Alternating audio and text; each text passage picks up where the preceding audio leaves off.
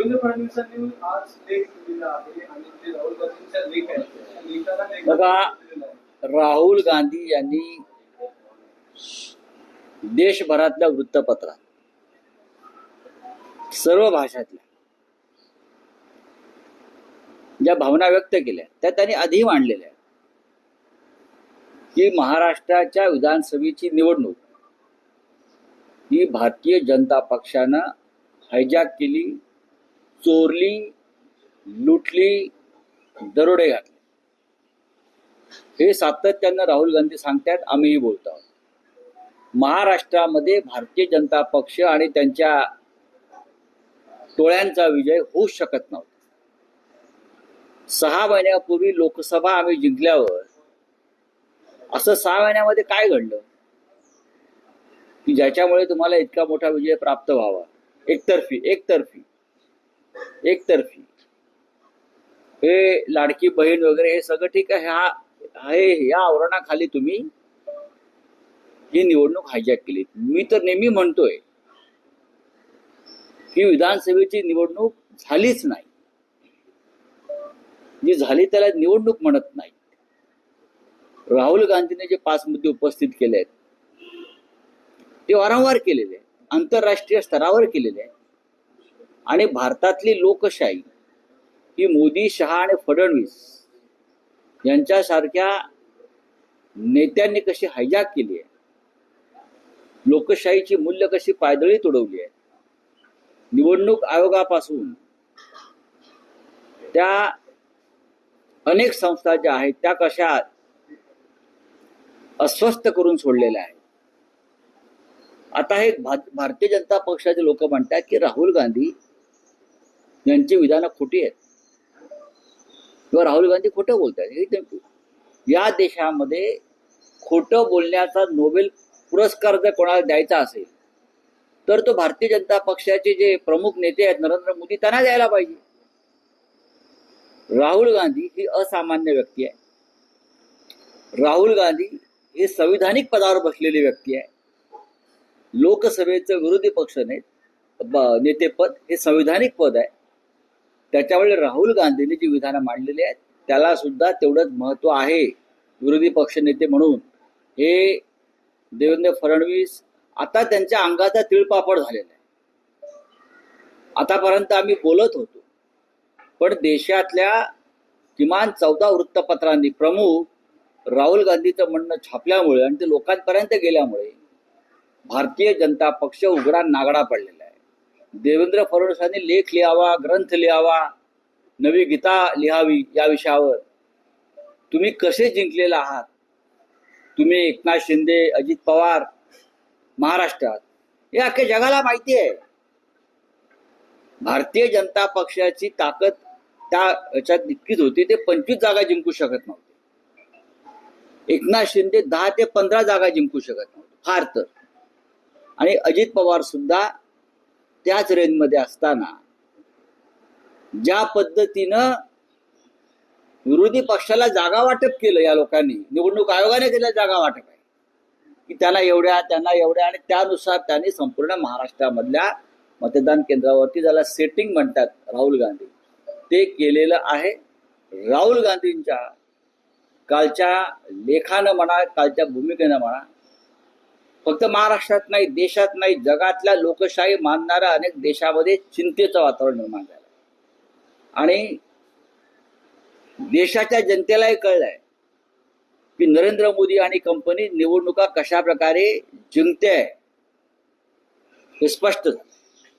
माझ्या पक्षावर तुम्ही जे आरोप केले होते की वेळेस एकनाथ जाणार होते, त्यांनी नागवंडांचा विषय काढला होता वगैरे, त्याच्यावर एकनाथ उत्तर दिले की बाळासाहेबांच्या विचारांना त्यांनी भटका लावल्यामुळे आता माझ्या पक्षावर घेऊन खोटं बोलतात. सोडून द्यावं. एकनाथ शिंदेचं काय ऐकताय तुम्ही? त्यांनी त्यांच्या मनाला विचारावं. जर ते खरोखर बाळासाहेब ठाकरेंचे प्रेमी असतील की काय झाली चर्चा, की त्यांनी त्यांच्या मनाला विचारावं. कसल्या बट्ट्या कट्ट्या काय करतायत ते, काय सांगतात आम्हाला तुम्ही? किती खोटं बोलाल तुम्ही? ठीक आहे, तुम्ही किती खोटे आहात, तुम्ही किती बकवास आहात, तुम्ही किती भ्रष्ट आहात हे परवा सर्वोच्च न्यायालयाने 3000 कोटीचे तुमचे जे काय कमिशनबाजी होती, त्याच्यावरती जो हल्ला केलाय त्याच्यात तर स्पष्ट होत आहे. मी जे बोललो आहे ते 100% सत्य आहे. मी त्याचा साक्षीदार आहे. मला त्याच्यात पडायचं नाही. सर, पंतप्रधानांनी लष्करी गणवेशाचा वापर हा? पंतप्रधानांनी गणवेशाचा वापर राजकीय लाभासाठी केला असं सांगतात. आपला भूमिका मांडली. तुम्ही जर लष्करी गणवेश घालून फिरला तर तुमच्यावरती गुन्हा दाखल होईल. जी भारतीय न्याय संहिता आहे त्याच्यामध्ये काही जी कलमं आहेत, under section so and so, तुम्ही लष्करी गणवेश वापरलात किंवा लष्करासंदर्भातलं काही साहित्य वापरलं, पथकं वापरली, फोटो काढून लष्करातल्या गणवेशातले फोटो तुम्ही पोस्टरवर लावले, तर तुमच्यावरती गंभीर स्वरूपाचे गुन्हे दाखल होऊन तुम्हाला साधारण 3 वर्षाची शिक्षा होऊ शकते. इथे तर राजकीय कारणासाठी पंतप्रधानांचे गणवेशातले फोटो वापरले जाऊन बिहार वगैरे जिथे निवडणूक आहेत तिथे भारतीय जनता पक्षाचे लोक हे फोटो वापरतात. भारतीय जनता पक्षाचे राष्ट्रीय अध्यक्ष असतील किंवा त्या राज्याचे अध्यक्ष असतील त्यांच्यावर गुन्हे दाखल व्हायला पाहिजे. जर तुम्ही सामान्य माणसांवरती अशा प्रकारचे गुन्हे दाखल करता, अशा प्रकारचा गणवेश फक्त तिन्ही सेना दलाचे प्रमुख वापरू शकतात,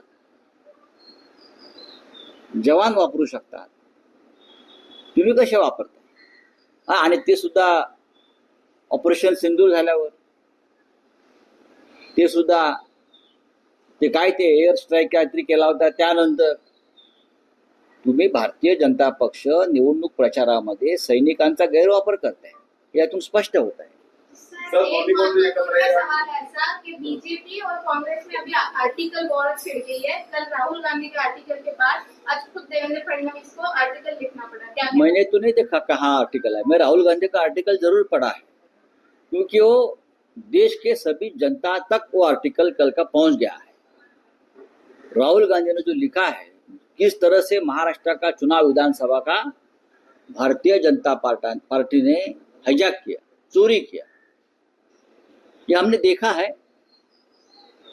तो अब जवाब देना चाहिए चुनाव आयोग ने.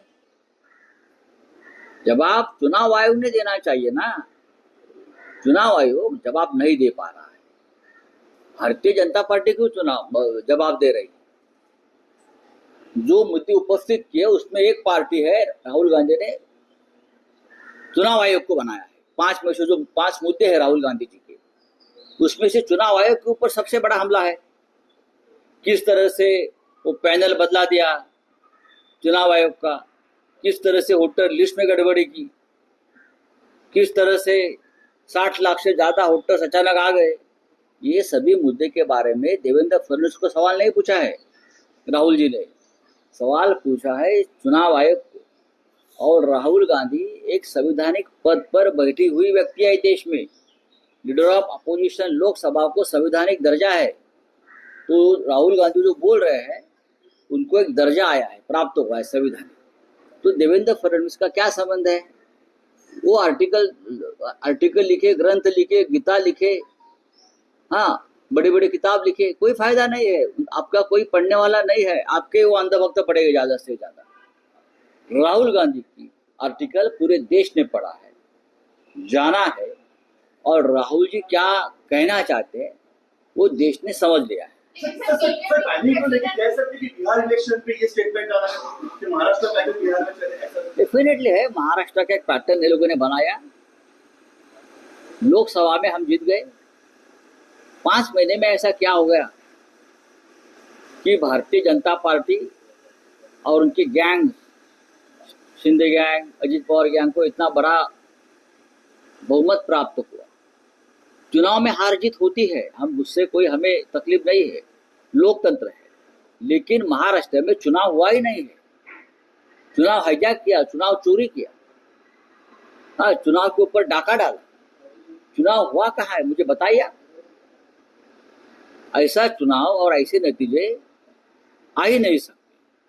ये बीजेपी को मालूम है, इसलिए तो आग बबूले हो गए ना लोग. राहुल गांधी जी के आर्टिकल के बाद ठीक से जवाब नहीं दे पा रहे, और ये चुनाव आयोग की वकालत कर रहे देवेंद्र जी. भारत का अपमान है, ये सम्मान समझ में नहीं आ रहा है। G7 में जहाँ राष्ट्रीय अध्यक्ष को महीने डेढ़ महीने में बताया जा रहा है, यूक्रेन को मार्च में बताया जा रहा है, 7 दिन पहले मोदी जी का इन्विटेशन आ रहा है। और मोदी भाग गए, और मोदी जाएंगे। जाना नहीं चाहिए ना, ये देश का इंसल्ट है, हम नहीं आएंगे। अगर स्वाभिमान है तो आप कहेंगे मैं नहीं आऊंगा, लेकिन इस देश का स्वाभिमान ये लोगों ने पूरी तरह से खत्म कर दिया, पूरी तरह से। देश के प्रधानमंत्री को स्वाभिमान नहीं है, देश के विदेश मंत्री को स्वाभिमान नहीं है। अगर ये दोनों को स्वाभिमान नहीं है तो देश का स्वाभिमान कहाँ रहेगा? कोई भी 50 बार बोल रहा है मोदी के बारे में, मैंने वॉर रुकवाया, और मोदी जी जवाब नहीं दे पा रहे। पुतिन बोल रहा है, और भी देश बोल रहे हैं, G7 को नहीं बुला पा रहे हैं, पाकिस्तान को ताकत दे रहे ये लोग सब, मोदी बोल नहीं पा रहे। मोदी आज की स्थिति में विश्व के सबसे डरे हुए नेता है। मोदी जी को लगता है पूरा विश्व एक साथ होकर मुझे कुर्सी से बाहर कर देंगे। चलिए दोन्ही बंद एकत्र आले तर ठाकरे बैठकीला